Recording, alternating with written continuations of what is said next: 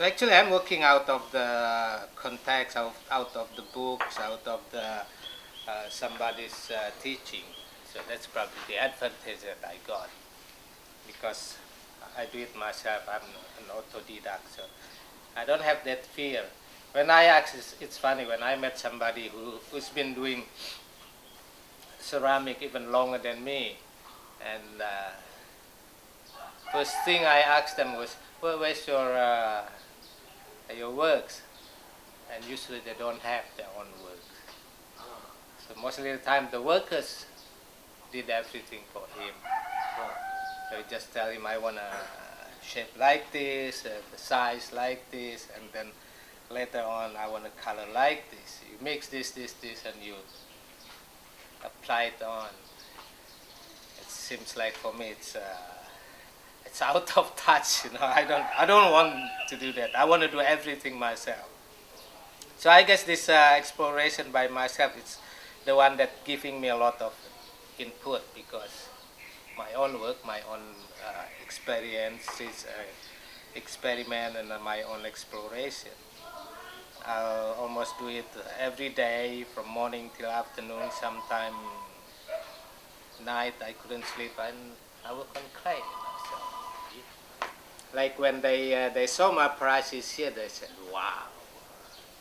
I said, "What? Wow!" I spend days. I spend at least hours to do that, and I have to put all my energy on it, my effort, my everything. I said, I don't know if the people can understand that, but I think I have the right to, to value my works, and then if the people like it, we can enjoy it together. If the people doesn't like it, it's fine for me. It's my work. It's my work and my world. That seems to be a common problem everywhere. Artists valuing themselves and valuing their work.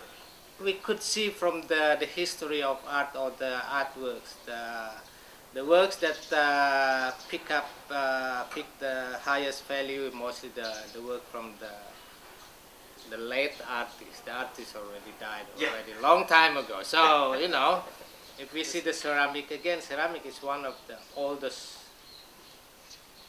artworks, and still we do it in the same way, almost the same way as what the people long time ago did. It's been more than how many thousand years. Basically, this is the clay, the earth, and a little bit water, and then you build it up, and then you fire it with fire, and maybe you use wood. So it's kind of the work of these 5 what's it called? Elements. I hope it's still people value it as it is.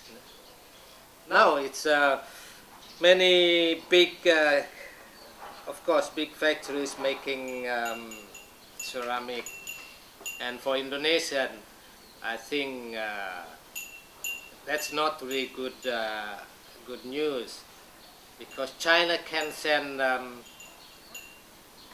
the same look, the same size, the same color, maybe for the less than half price, and you will get it the same, identical. You have 10 identical thing, you have 100 identical thing.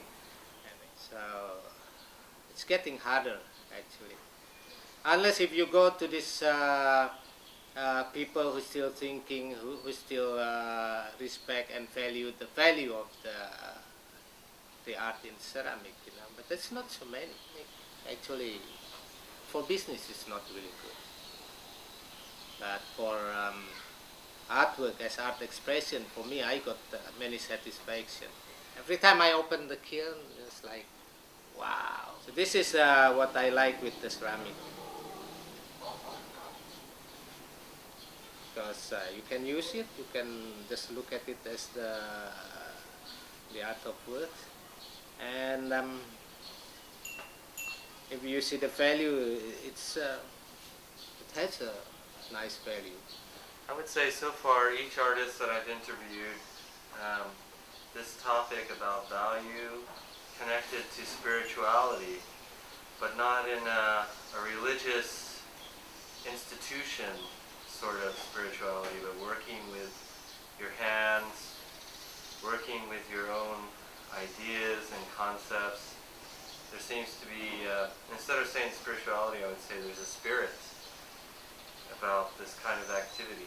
Ceramic is the most closest to the human than any other works of art, because like what you said, it's really involving your body and your mood, your body, and you cannot force the material. The material has their own limits and their own.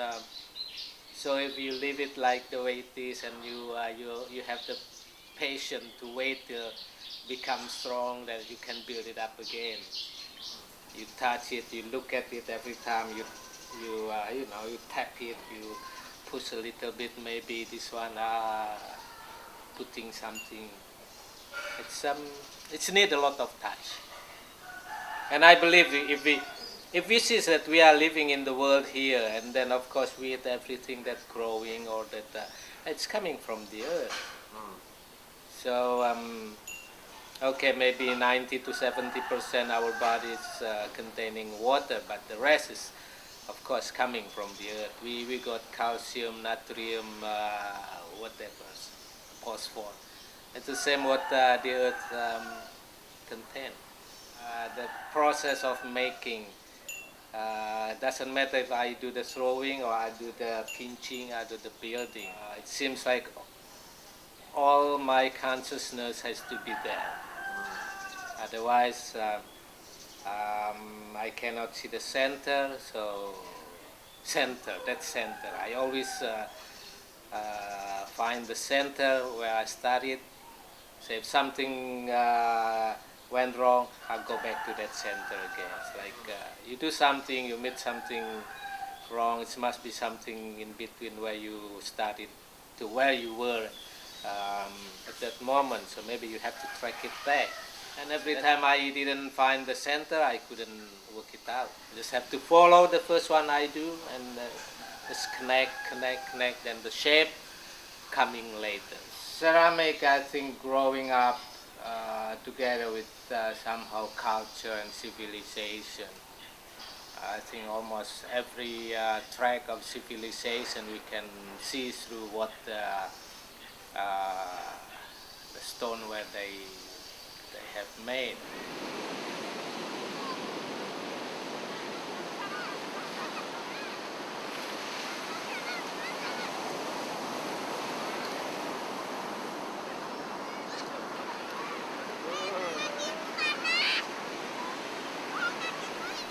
Just that the idea of value comes up. It comes up over and over again. A definitive confidence you have to have in yourself about your value as a person. And it seems like the machine is always trying to imitate the human. This is bringing the value of the human down. Right. So this sort of idea that the artist has to stand up somehow for society and have the confidence in himself to say, I have value.